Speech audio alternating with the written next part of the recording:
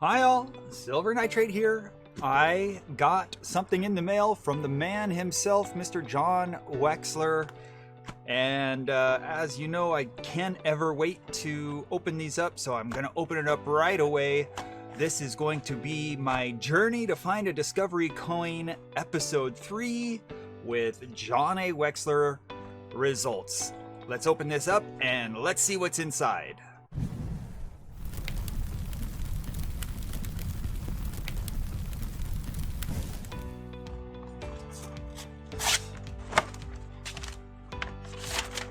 If you haven't watched the first 2 episodes, please make sure you go and watch them.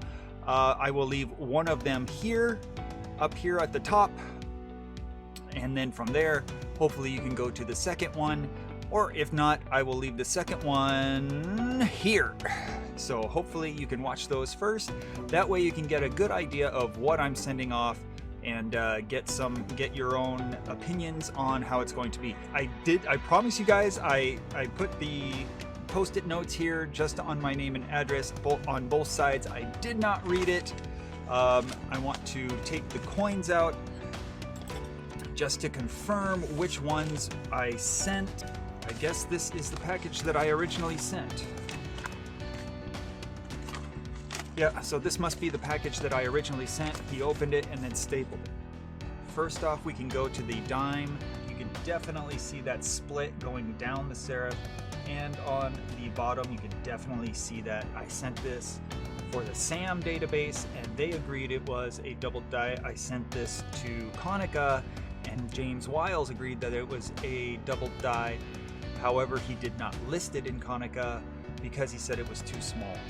So that is the 1960 Denver RPM that I have submitted. And this is the next coin that I sent in for attribution. What we will be looking at is this R up here. It is a 1968 quarter. This one is in pretty good shape. So let's put this one under the scope and I'm going to focus on this R here. So what I am focusing on here is this split right here in the R, at the bottom of the R. And that tells me that this is possibly a doubled die. This one is one, if with any wear whatsoever, you're not going to see this. This is going to rub off really quickly. Maybe at the right hand side of the Y, you could see it there. You should be able to see it at the top of the B up here. Just a little split in the serif right there.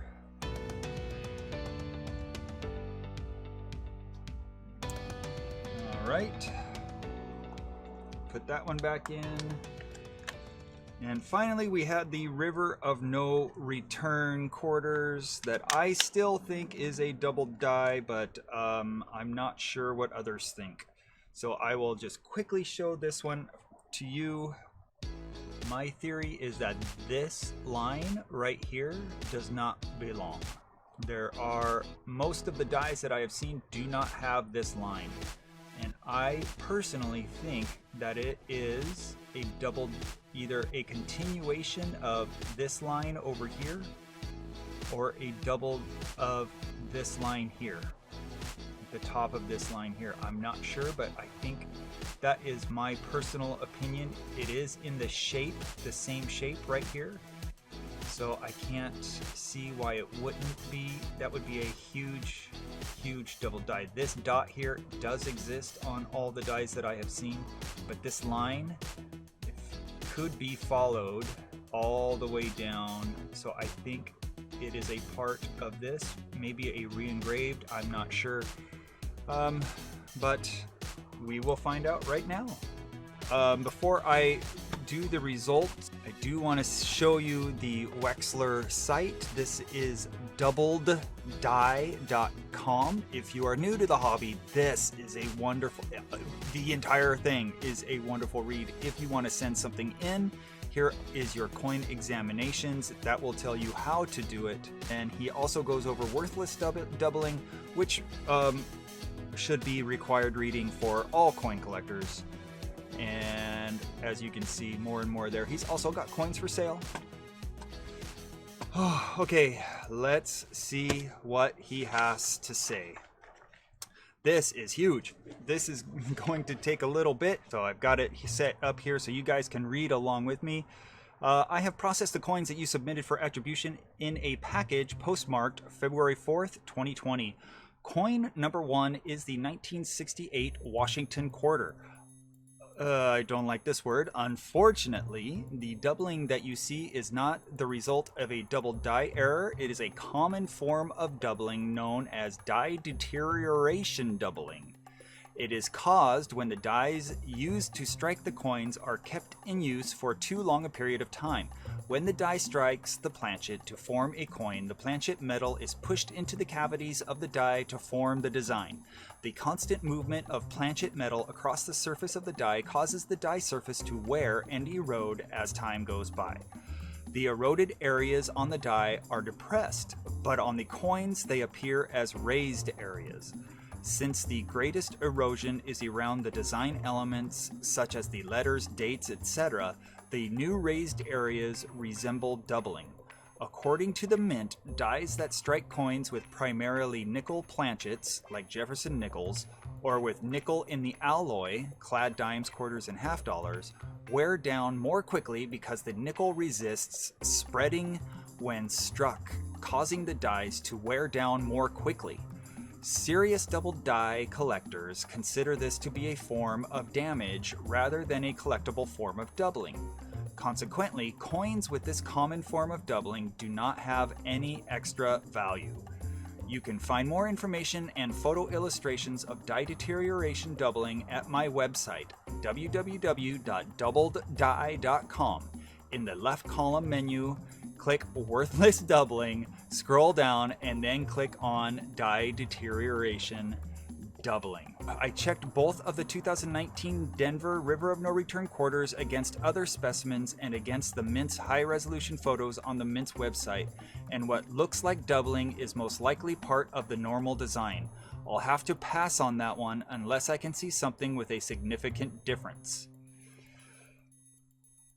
The 1960 Denver Roosevelt dime is 1960D 10 cent WRPM 009, which is already listed in my files.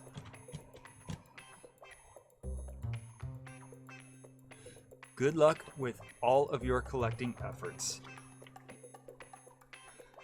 Okay, and there you have it, guys. There are the coins. There is the paper when John Wexler says something. I, for one, do believe it. I think he still has his head in the game and is going to give an honest and fair evaluation. So there you go. The only downside that I can see to this is the part where he says that it's where the dime is WRPM 009, but when I go onto the Wexler files and I look for the RPM listings for Roosevelt dimes and I click it, the only one I'm seeing is 1979D. So it would have helped to have the dimes on the website, so I wouldn't have had to spend so much money and time on the attribution, but it is what it is. So at least I now know what this is. I will hold on to these for maybe just a little bit longer. I probably should have sent, these are the River of No Returns, I probably should have sent a normal coin as well. And this, wow, I don't know what I'm going to do with this, but that's, I'll probably keep it, put it in my collection as a memory of what could have been. So thanks, guys, for joining me on episode 3. Stay tuned for episode 4, which will come who knows when. I don't know. I have nothing waiting in the wings.